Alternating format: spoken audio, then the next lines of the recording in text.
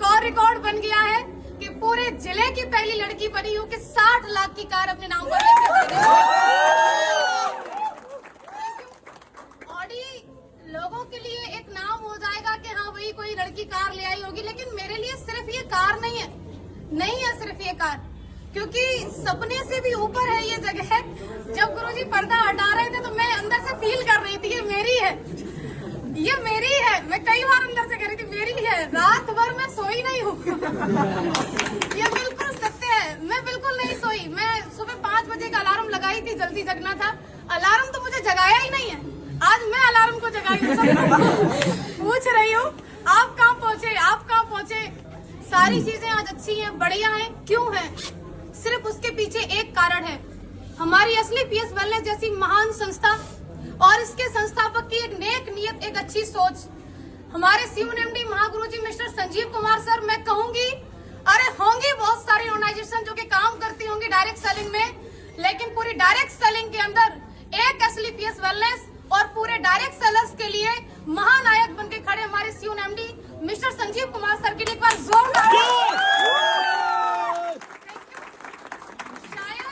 शायद कुछ संकोच होता इस कार को लाने में, लेकिन कोई संकोच नहीं हुआ क्योंकि वो वुमेन वेलफेयर फंड का 5 लाख एक्स्ट्रा गुरुजी दे दिया। बहुत बड़ा सहयोग लगा, क्योंकि लोगों को लग रहा है कि 5 लाख रुपए अमाउंट क्या, लेकिन पूछिए उनसे जो 30,000 रुपए महीने की तनख्वाह लेते हैं, पूरा 30 दिन ड्यूटी करते हैं, तब जाके उनको 30,000 आता है। लगभग उनकी 1.5-2 साल की इनकम तो माँ गुरुजी ने एज ए वेलफेयर फंड मुझे दे दी। क्यों? क्योंकि तुम लड़की हो। फिर हमारे अंदर से भी जज्बा जुनून आया कि नहीं भैया, जब 14 लाख की चल सकती तो 60 लाख की भी चलेगी। अब माँ गुरुजी अगर 5 लाख एक्स्ट्रा दिए तो उसको सही ठिकाने पे लगाना पड़ेगा, क्योंकि अभी और कमाना है। सारा कुछ बढ़िया है, बहुत ही अच्छा है। मैं जो बोलना चाह रही थी शायद मैं बोल ही नहीं पा रही हूँ, क्योंकि खुशी का कोई ठिकाना नहीं है। बोलिए। आज माँ गुरुजी पहली बार ये कह रहे बोलिए, नहीं तो हर बार ये होता है कम बोलिए। टाइम नहीं है, अभी आपके बाद और भी खड़े हैं और उनको बोलने दीजिए। लेकिन ये अवसर भी असली पीएस वेलनेस में तब आता है।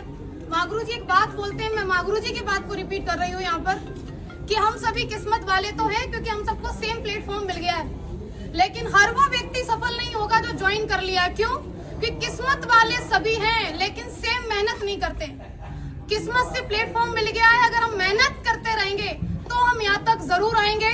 किस्मत वाले हम बन चुके हैं, अब बारी है मेहनत वाले बनने के लिए। तो क्या आप लोग तैयार हैं? अगर आप तैयार हैं तो मैं आपसे कहना चाहती हूँ कि यदि आपने असली पीएस जैसी महान संस्था को ज्वाइन कर ही लिया है, और स्पेशली मैं गर्ल्स से ये बात कहना चाहती हूँ कि यदि आप AWPL के अंदर ज्वाइन हो ही चुके हैं तो 3 से 4 साल तक आप मन लगा करके, एकाग्र होकर के, पापा कहें, मम्मी कहें, रिश्तेदार कहें, गांव वाले कहें, कोई फर्क नहीं, हमें वो करना है जो हमें दिखाई दे रहा है। क्यों?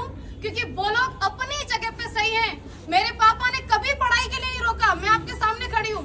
एक भाई एक बहन है, जिस स्कूल में मेरे भाई को पढ़ाया, आज मैं पहली बार ये बात बोल रही हूँ, जिस स्कूल में मेरे भाई पढ़े हैं, हम लोग प्राइवेट स्कूल में पढ़े हैं, बल्कि पिताजी किसान है। पिताजी गुंजाइश नहीं थी कि हमें बस से भेजें, लेकिन एक साथ पढ़ाया। हमेशा मेरे पिताजी एक बात बोला करते थे बचपन में कि तुम दोनों मेरे लिए बराबर हो। मेरे लिए ज्योति सौरभ दोनों बराबर हैं। आप मुझे बताइए, बेटी हर कोई नहीं चाहता, उसका कारण भी बेटियां बनती है ना, कि वो शादी के बाद बोलती है अब तो मैं यहाँ आ गई हूँ, अब तो मेरा यही परिवार है, अब तो जो मैं कमाऊंगी वहां देंगी। कौन बाप चाहेगा मेरे घर में बेटी पैदा हो? क्योंकि एक तो इसको पढ़ा लिखा के बड़ा करो, कमाने लायक बनाओ, और उसके बाद तो ये तो चली और ये वहां जाके कमा के देगी, कौन चाहेगा? लेकिन मुझे ऐसा लगता है कि हर उस बेटी को चाहेगा हर एक बाप जो उसी के यहाँ पर कमाने लायक बने और उसको कमा करके भी दे और उसको ला करके खड़ा करे ऑडी के शोरूम में, पापा ये गाड़ी तो आप ही की है। और ये हम सब बन सकते हैं, कोई एक नहीं, सिर्फ एक ज्योति यादव नहीं, नेवर, हर कोई बन सकता है। क्योंकि मैंने किसी को देख करके सपना बनाया, वो किसी कोई और नहीं थे, मेरे अपलायंस थे। आपका भी किसी न किसी को देख करके सपना बन रहा हो, तो जब सपना बन ही रहा है उसे साकार करने के लिए हमारे पास ये ग्रेट प्लेटफॉर्म है ही है, ग्रेट मेंटरशिप है ही है। उसके बाद मैं उन लोगों से कहना चाह रही हूँ कि जो लोग आज असली पीएस में ज्वाइन है और कहीं न कहीं है, सुन तो रहे होंगे आप, ये बात तो क्लियर है, और जो अभी मन बना रहे हैं, आप लोग देखते बहुत हो, ये आपकी बहुत कमी है कि आप सिर्फ देखते ही रहते हो। अगर आप देख रहे हो तो मैं कहूंगी डिसीजन लीजिए, और अगर डिसीजन ले लिया है तो 3 से 4 साल तक मन लगा करके आप काम कीजिए। अगर आप 3 से 4 साल तक मन लगा के काम करती हैं, स्पेशली फॉर गर्ल्स, आपने ज्वाइन कर लिया है WPL को और आप 3 से 4 साल तक काम कर सकती हैं, तो आप भी शादी से पहले ऑडी लेके आ सकती हैं। Thank you. अगर हमें चाहिए तो हमें काम करना होगा, हमें यहाँ पर मन लगा के लगे रहना होगा। और आज मुझे अवसर मिला है मेरे अप्लायंस को भी सुनने का।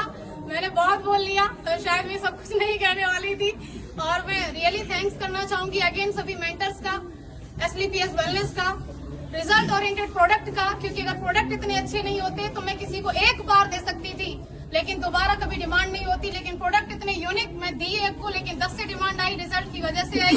और सबसे बड़ा धन्यवाद आप सभी लोगों का, क्योंकि आम दिन को आप सभी ने खास बना दिया अपनी मौजूदगी दर्ज करवा करके। क्योंकि लखनऊ के अंदर लास्ट में एक बात छूट रही थी, गुरुजी कह दूं क्या, मुसीबतें रियली में बहुत आती हैं। जो लोग मुसीबतों का पल्लू पकड़ के बैठे रहते हैं वो घर ही रहते हैं। जो लोग औरतों के लिए बात बोलते हैं कि अगर ऐसे ही हो तो चूड़ियां पहन के बैठ जाओ, उनके लिए मैं ये बात कहना चाहती हूँ, चूड़ियां सिर्फ औरतों के हाथ में नहीं होती, कई सारे मर्द जिनके हाथ में दिखती नहीं है लेकिन होती है। चूड़ियां किस बात की? चूड़ियां उनके परिवार के बंधन की बताते हैं, चूड़ियां उनके नाम की बताते हैं। अरे मेरी रेपुटेशन का काम नहीं, चूड़ियां उनकी नौकरी की बताते हैं। ये सब चूड़ियां ही है और क्या। आपको एक 50,000 की इनकम से कोई व्यक्ति 100 करोड़ का बिजनेस प्लान दे रहा है और आप कह रहे नहीं हमारे पास तो परेशानी है, हमारे पास तो मरने का टाइम नहीं है। हर जगह मुसीबत है। ये गाड़ी आपको क्या लग रहा है ऐसे ही आ गई? नहीं, लड़के होके गाड़ी ले आए। कैसे? मेरे साथ ही हुआ। मेरा लोन बिल्कुल क्लियर, बुजुर्ग है वो जिन्होंने मेरा लास्ट में आके कैंसिल किया, मैं बता रही हूँ आपको।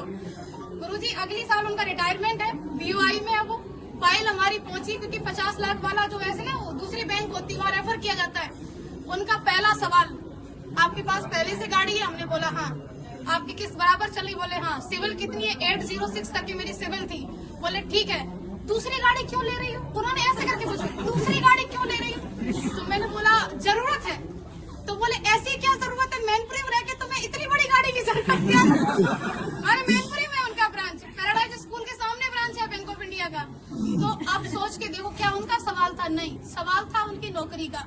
अगली साल रिटायरमेंट है, उनके बारे में जान करके पता चला कि उनके बेटे की शादी में क्रेटा मिली है। अब बेटे की शादी में क्रेटा मिली है और ये लड़की जा रही है, बोली मेरा लोन क्लियर कर दो, हमको 60 लाख की कार चाहिए।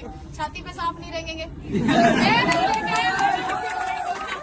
कुछ भी हो जाए। वहाँ से मुसीबत खत्म हुई।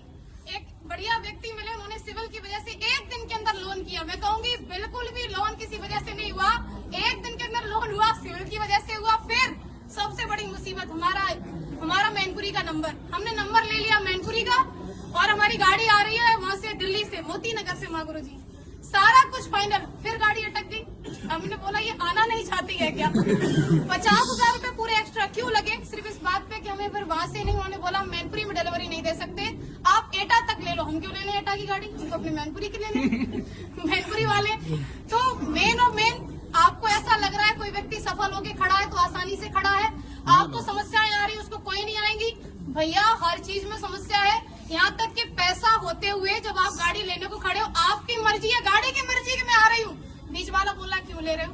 तो तीसरे को भी दिक्कत हो सकती है। दिक्कतों के ऊपर कभी फोकस नहीं करना है, फोकस हमेशा लक्ष्य के ऊपर। मेरी बात सिर्फ इतनी है कि आज अगर मैं यहाँ खड़ी हूँ तो सिर्फ इसका एक कारण है कि मैंने हमेशा मेरे अप्लायंस की उपलब्धि को देखा कि आज वो किस पायदान पे पहुंच रहे हैं। मैंने नहीं देखा उन लोगों को जो लोग मेरे अपने थे लेकिन वो किसी न किसी ऐसी जगह पर थे जो उतनी बड़ी सोच नहीं रखते थे। मैंने सिर्फ उनको देखा जिनकी सोच बड़ी थी, जिनकी उपलब्धि बड़ी थी, क्योंकि मुझे वहीं तक जाना था जहाँ तक का मुझे वो रास्ता दिखा रहे थे। तो आपको भी हमेशा अपने अप्लायंस के लिए देखना है, क्योंकि मैंने देखा तो आज मैं खड़ी हूँ और आप लोग आए उसके लिए आपका अगेन बहुत बहुत शुक्रिया। Thank you so much.